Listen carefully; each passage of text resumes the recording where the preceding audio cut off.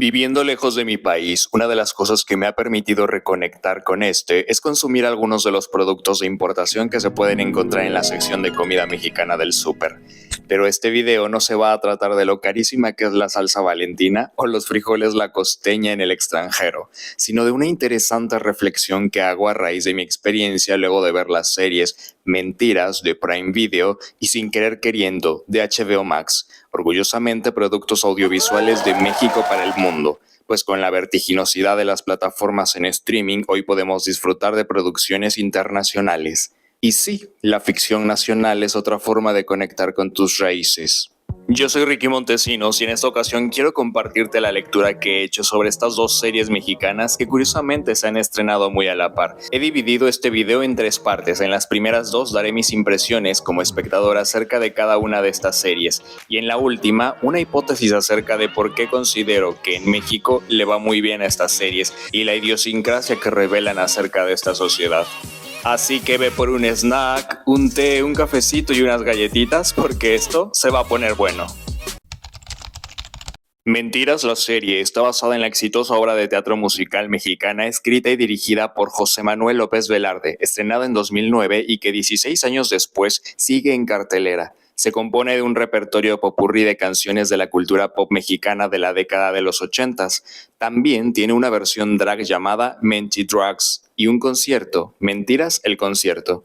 La historia hace muchísimos guiños a telenovelas, programas, eventos políticos y sociales del México de aquellos años y, por supuesto, celebridades relevantes de la época como Yuri, Daniela Romo, Amanda Miguel, Dulce, Lupita D'Alessio, Pandora, Mijares, Emanuel, entre otros, pues de ahí mismo surgen los nombres de los personajes y la autoría de las canciones. La historia nos presenta a Daniela, Lupita, Yuri y Dulce, cuatro mujeres muy distintas que tras el fallecimiento de Emanuel son citadas para descifrar quién de todas ellas lo mató, a la par que descubren que todas mantuvieron un vínculo amoroso con él, víctima de sus mentiras. Mi experiencia con la serie fue bastante buena, debo de decir que genuinamente la disfruté, lo cual no significa que sea perfecta, de hecho creo que tiene varias zonas de oportunidad, pero de principio puedo comentar que se siente como algo novedoso para la televisión mexicana, ya que nos enfrentamos a una ficción audiovisual híbrida. Por momentos te da la sensación de estar viendo una obra de teatro en pantalla,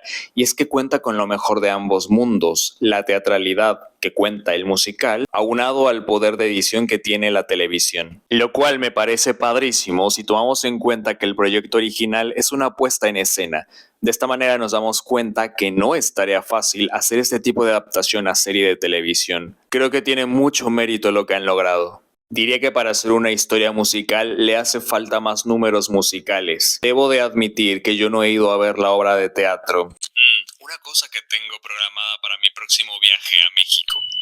Pero investigando sobre el espectáculo y leyendo las opiniones de la gente, sí que se echan en falta varias canciones. Sobre todo si tomamos en cuenta la naturaleza del proyecto y la cantidad de episodios que nos trae la serie, que son 8 episodios de 30 a 40 minutos aproximadamente. Así que échenle las cuentas y verán que no, los números no me salen. Creo que sí podrían haber metido más canciones. La respuesta oficial que se ha dado a esto es que no todos los derechos de las canciones les fueron otorgados.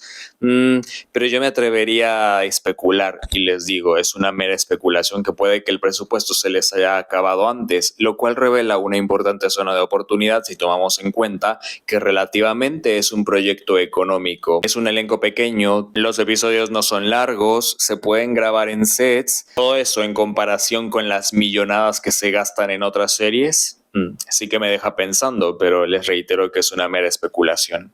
En cuanto al elenco, debo decir que fue la cosa más inesperada de este mundo. Sin embargo, creo que me adelanto a decir que cumple con la función, que es contar la historia. Yo la verdad es que no estaba al tanto de que esta serie se iba a llevar a cabo. Sin embargo, uno de estos días, poco antes de que se fuera a estrenar, yo vi en Instagram que Belinda posteó que iba a ser el estreno de la serie, pero no me extrañó mucho que ella estuviera en este tipo de proyecto, ya que ella tiene una trayectoria muy larga como cantante y actriz.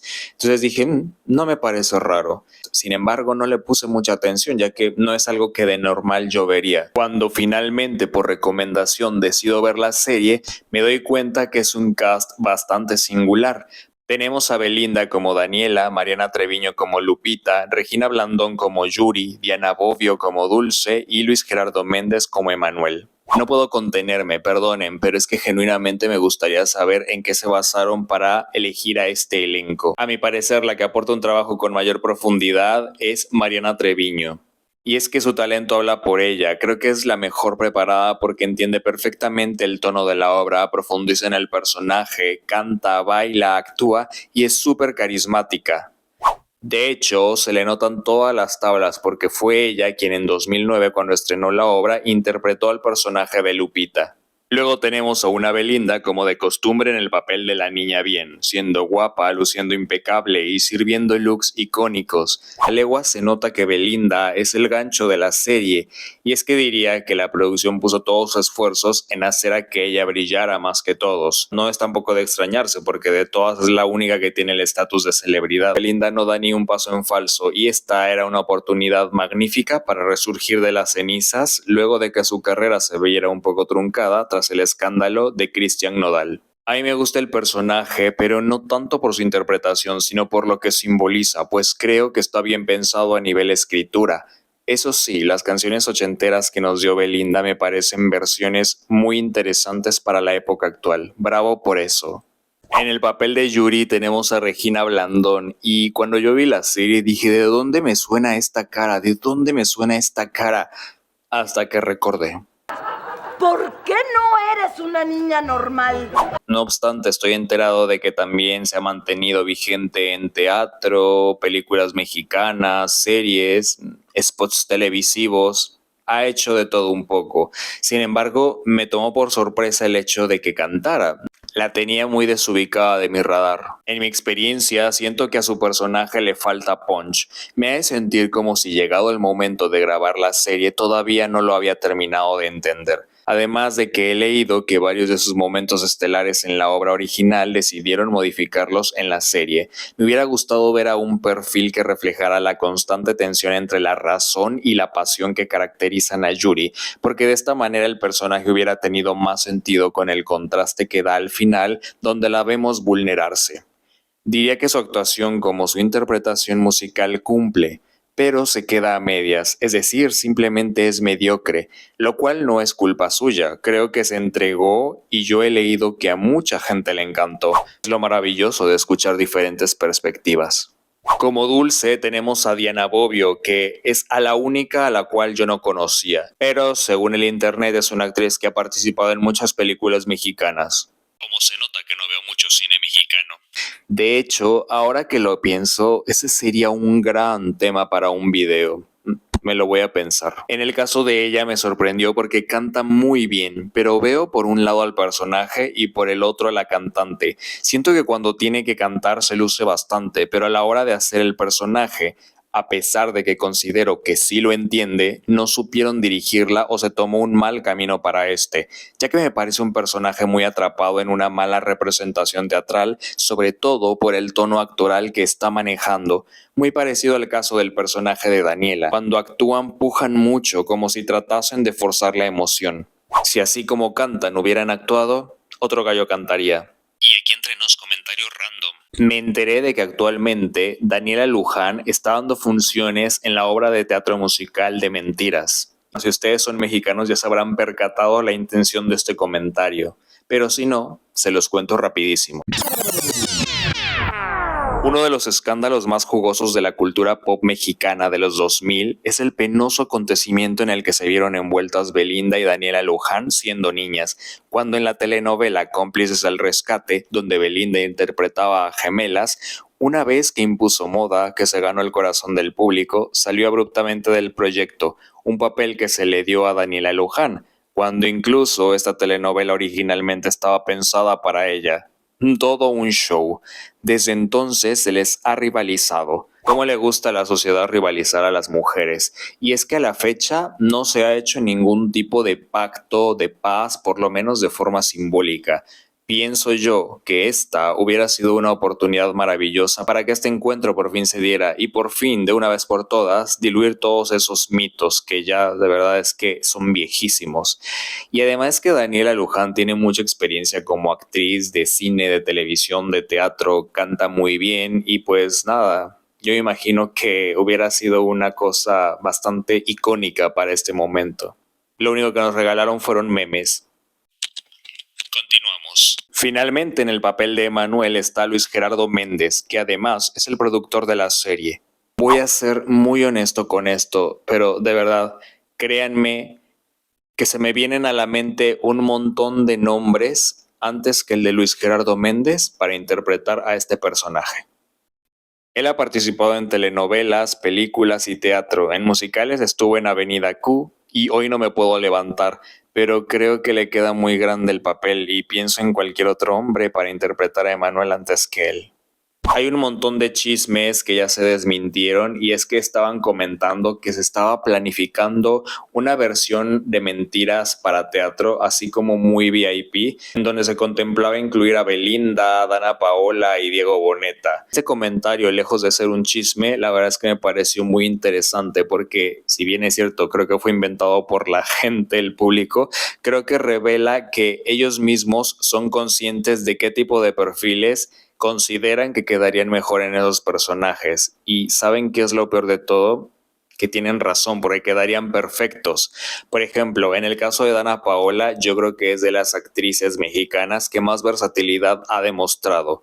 Canta, baila, actúa, ha hecho de rica, de pobre, de guapa, de fea, ha hecho infinidad de papeles. Y la verdad es que tiene mucha presencia tanto en pantalla como en el escenario.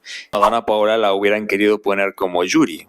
En el caso de Diego Boneta, creo que él creció muchísimo como actor en la serie de Luis Miguel. Y sí, la verdad es que se le compra totalmente la idea de galán fanfarrón de los 80. Creo que es una oportunidad que dejaron ir. Y en la serie, tal como la hemos conocido, los actores destacan y lo hacen bien porque funcionan como un muégano y cuentan la historia. Otra cosa que leí que me parece súper interesante fueron comentarios acerca de la gente que vivió a full la época de los 80s y dicen que hay varias incongruencias en las dinámicas y en las formas de hablar y expresarse de los personajes, ya que se toman ciertas atribuciones y formas de expresar que son súper incongruentes y también coincidieron muchísimo en el tipo, otra vez, en el tipo físico de Emanuel, ya que dicen que no se la compran como el estereotipo de galán ochentero. Pero lo que más puedo condenar de esta serie es el poco compromiso que Luis Gerardo tuvo con esta a nivel artístico, al grado de sacrificar el final en la búsqueda de lucirse. Es que el único lado por el cual lo veo congruente es porque dices, bueno, pues es el productor y después de todo el arduo trabajo que se ha llevado, pues que se tome ciertas atribuciones. Pero es que ni así es justificable. Cuando eres un productor que está comprometido con el proyecto, haces lo que sea necesario porque la historia se cuente, así sea no participar en ella como actor. Mucho menos robarte un final que no te corresponde. Para mí la serie termina cuando cantan ¿De qué te vale fingir? Lo siento, pero es que todo lo que viene después se me hace muy mansplaining. ¿Cuánta razón tenía Stanislavski cuando dijo ama el arte en ti y no a ti en el arte? Si hablas español, es muy probable que conozcas al personaje del Chavo del Ocho. Roberto Gómez Bolaños, actor, guionista, director y productor mexicano a quien apodarían Chespirito, haciendo alusión a su talento para escribir como un pequeño Shakespeare, fue el creador de este y muchos personajes más de su multiverso cuyo núcleo era la comedia física, el sarcasmo y los vicios y virtudes humanos. Sin querer queriendo es la bioserie que rinde homenaje a Roberto Gómez Bolaños, realizada nada más y nada menos que por sus hijos. Y prepárense, porque es justamente este factor el que determina que la forma en la que se cuenta la historia esté fuertemente condicionada. Soy muy consciente de que para hacer una biopic o una bioserie es necesario crear un guión que dramatice los diferentes momentos que se van a contar, incluso si el punto de referencia es un hecho real. Porque como ya lo he dicho en varios de mis videos, la ficción es una condensación de distintos momentos cuyo punto de origen es la realidad. De lo contrario sería aburridísimo, porque la vida de ninguna persona es más interesante que la de un personaje ficticio. Ahora bien, desde mi perspectiva, para que este tipo de proyectos agreguen valor, es importante profundizar en el lado más humano de los personajes, para que de esta forma el espectador tenga el otro lado de los hechos, que probablemente nunca se imaginó que vivía la celebridad o la imagen que se mostraba ante los medios de comunicación, tanto con sus virtudes como sus defectos. Vaya, el lado más íntimo y humano de la persona detrás del artista. Algo que, por ejemplo, hace muy bien la primera temporada de Luis Miguel, la serie. Y sí, es solo la primera temporada. En el caso de Sin Querer Queriendo, es muy evidente que el objetivo es glorificar la figura de Roberto, aplaudir su talento y genialidad mientras se condena a la figura de Florinda Mesa. Quiero ser muy claro en esto. Si ves la serie notarás cómo se nos cuenta en varios momentos el desamparo vivido por los hijos que Roberto tuvo con su primera esposa, Graciela Fernández, y cómo ésta poco a poco fue desplazada por el personaje de Margarita, que hace alusión a Florinda. Esta perspectiva es clave, ya que los hijos, partiendo del trauma experimentado, terminan perdiendo objetividad en la historia que se cuenta, y lo más grave de todo, perpetrando el mensaje de que la mujer es siempre la única culpable en las dinámicas de infidelidad y en la disolución de un matrimonio. Genuinamente me gustaría saber cuáles fueron las indicaciones que le dieron a la actriz Bárbara López para que interpretara el personaje de Margarita. Me los imagino algo así como: tu personaje es insoportable, sin matiz alguno, apenas salgas en pantalla la gente te tiene que detestar. Vaya, la misma actriz ya ha declarado en entrevista que una vez que vio el efecto de su personaje a través de la serie le pareció muy fuerte, dado que la gente, incapaz de distinguir entre realidad y ficción, le insultaban como si tratasen de hacer justicia a la primera esposa de Chespirito. Qué fuerte, ¿no? A mí me parece que los responsables de este proyecto, con toda intención de ventaja, decidieron ondear la bandera de la misoginia como estandarte de Sin Querer Queriendo. Me cuesta creer que, siendo un proyecto acogido por una empresa de la talla de HBO Max, se haya dado luz verde a contar una historia que, no nos hagamos tontos, sabían que generaría conversación, pero de la mala, con el estreno de cada episodio semana a semana. Yo comencé a ver la serie prácticamente un mes después de que se estrenó, y la verdad es que era impresionante porque cada vez que me metía a redes sociales se me bombardeaba sin siquiera buscarlo con chismes como pan caliente, pero siempre crucificando únicamente a la figura de Florinda Mesa y no a la de Roberto, porque claro, la única culpable es ella, que era una robamaridos. Si bien es cierto que ya se sabe que Mesa no era una dulce palomita, creo que no es justificable todo el hate que está recibiendo por algo que sucedió hace más de 50 años y de lo que tenemos que ser conscientes. Nunca sabremos con lujo de detalle, simplemente porque no estuvimos ahí. He visto mucho contenido muy cruel creado por usuarios, donde tanto hombres como mujeres la atacan por haberse quedado con Roberto, cuando, perdón, aquí los responsables son los dos. Pero como siempre, aquí la mujer es la culpable. ¿Y saben qué? Este razonamiento me da asco.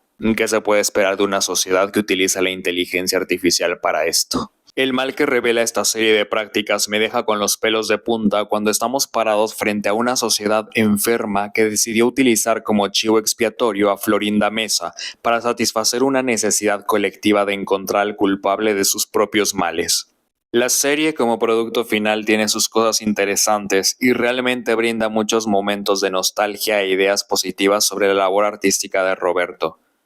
Para mí lo valioso que tiene Sin Querer Queriendo es el talento palpable de todos los actores que genuinamente encarnan a los personajes de antaño.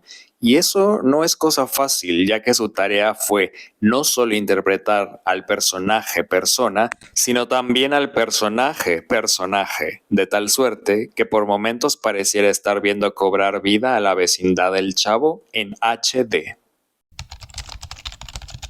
Una cosa que me pareció súper interesante es que tanto la serie de Mentiras como Sin Querer Queriendo abordan el tema de la infidelidad de una u otra manera.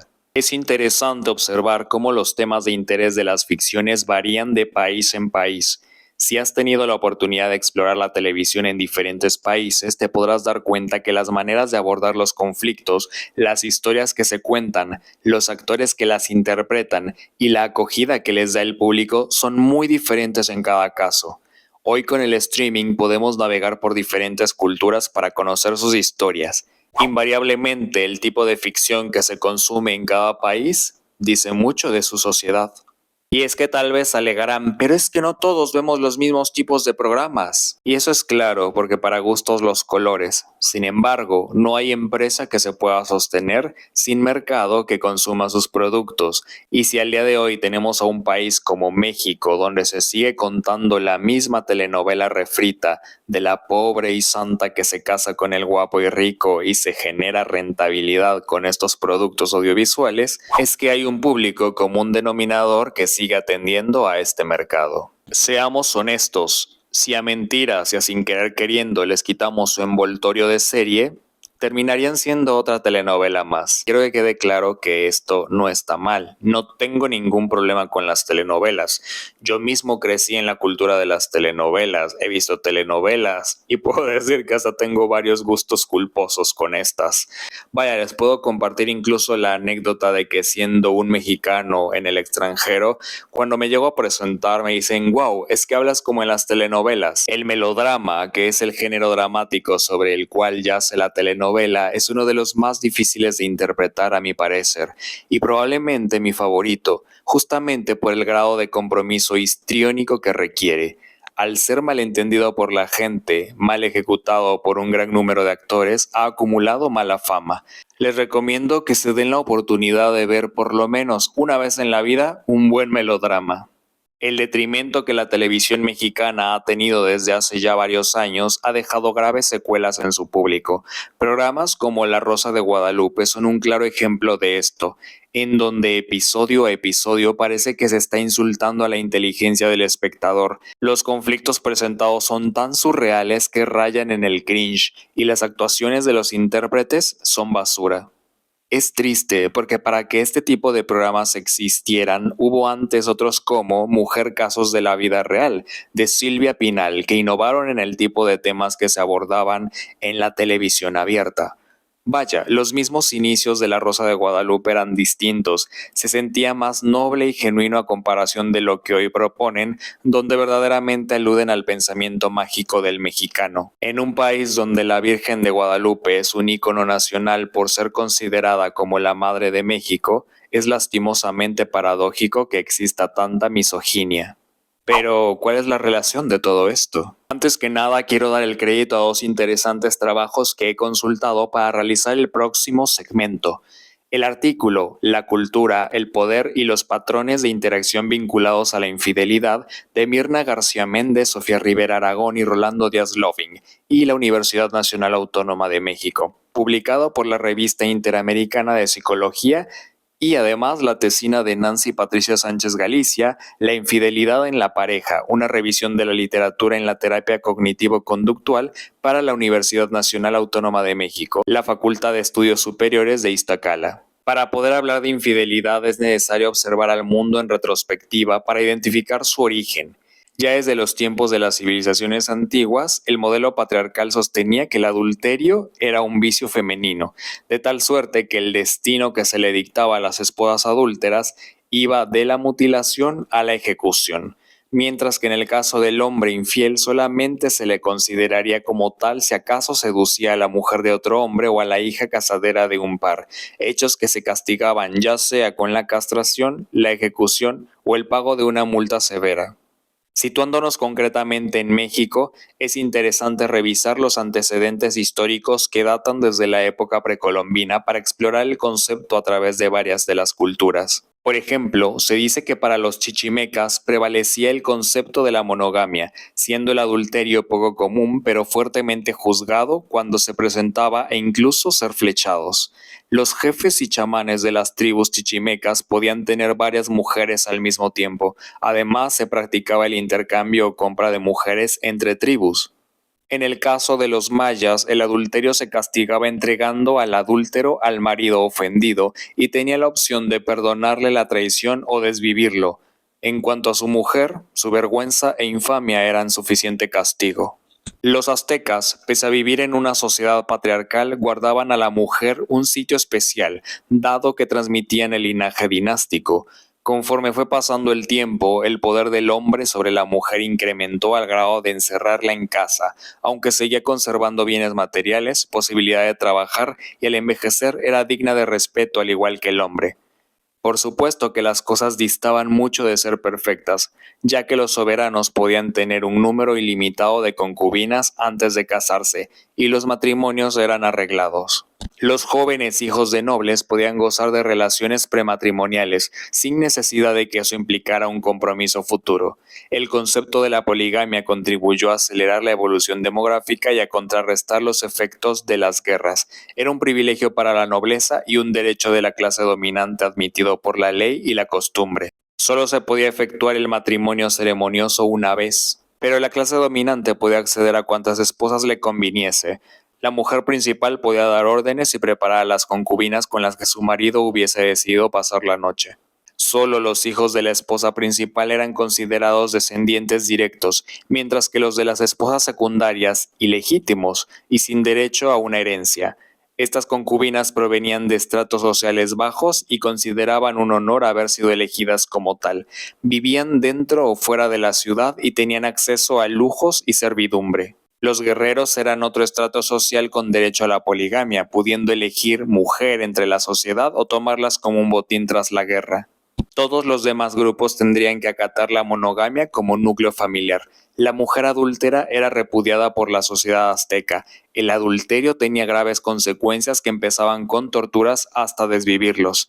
Perdón por no poder usar las palabras exactas, pero es que de lo contrario YouTube me va a censurar el video. La llegada de los españoles generó confusión en los indígenas. Costumbres, ideologías y religión fueron cambiadas y con ello el papel de la mujer que se convirtió en un objeto y servidora sexual. El hombre estaba por encima de la mujer, adquiriendo control total sobre ésta y sus hijos.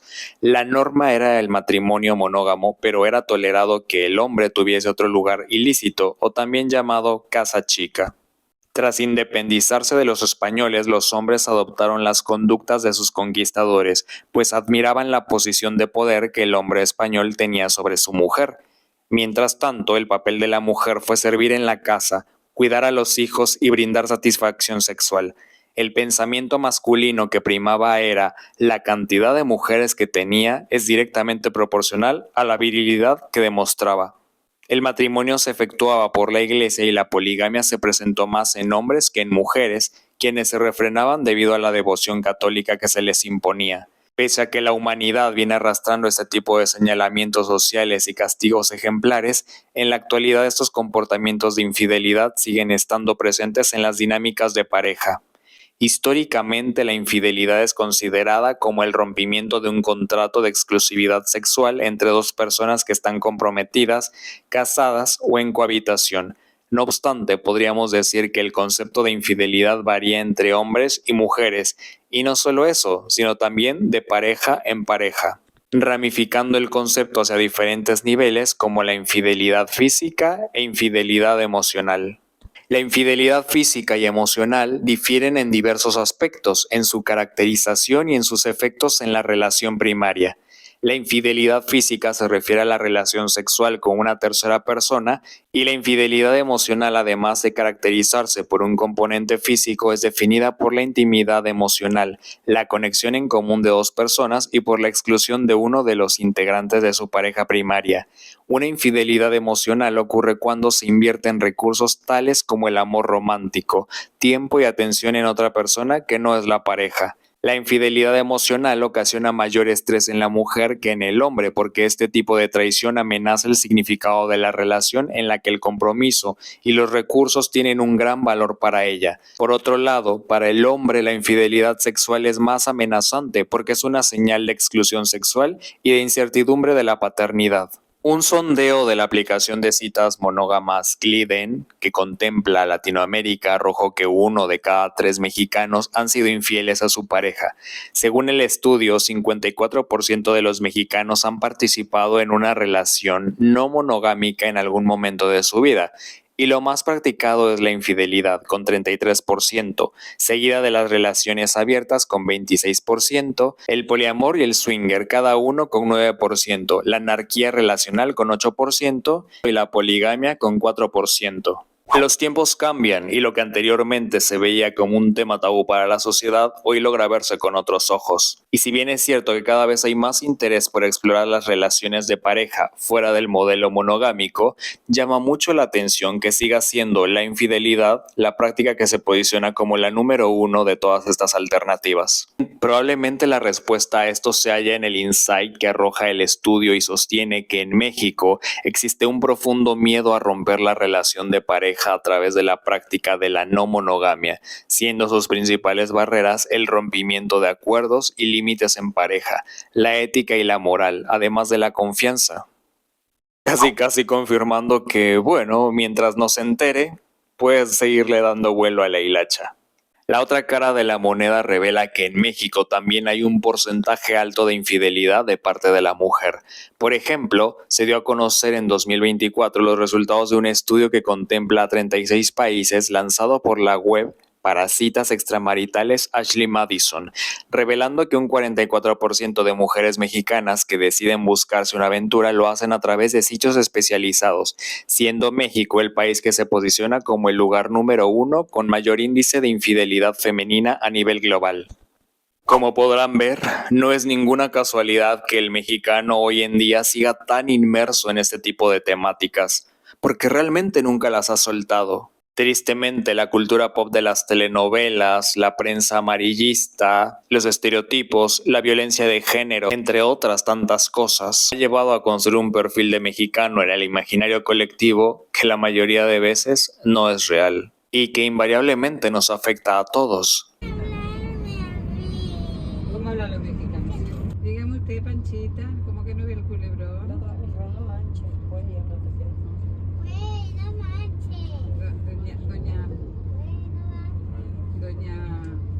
Doña Lupita. Vamos a comer unos tamales. Dame unos frijolitos. Él se marchó, me traicionó con mi mejor amiga.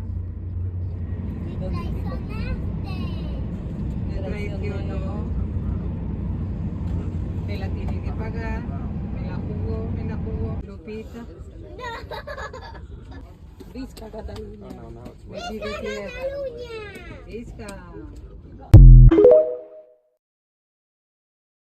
Historias como estas de extranjeros opinando sobre el tema cuando piensan que nadie los está escuchando, tengo para regalar. Este video no es más que una reflexión personal de mi experiencia como espectador viendo estas dos producciones y mi manera de tratar de darle una explicación a este fenómeno mediático que tanto nos ha envuelto.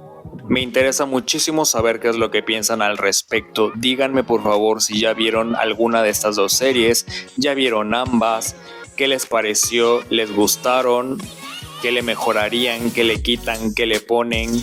No sé, me gustaría muchísimo saber.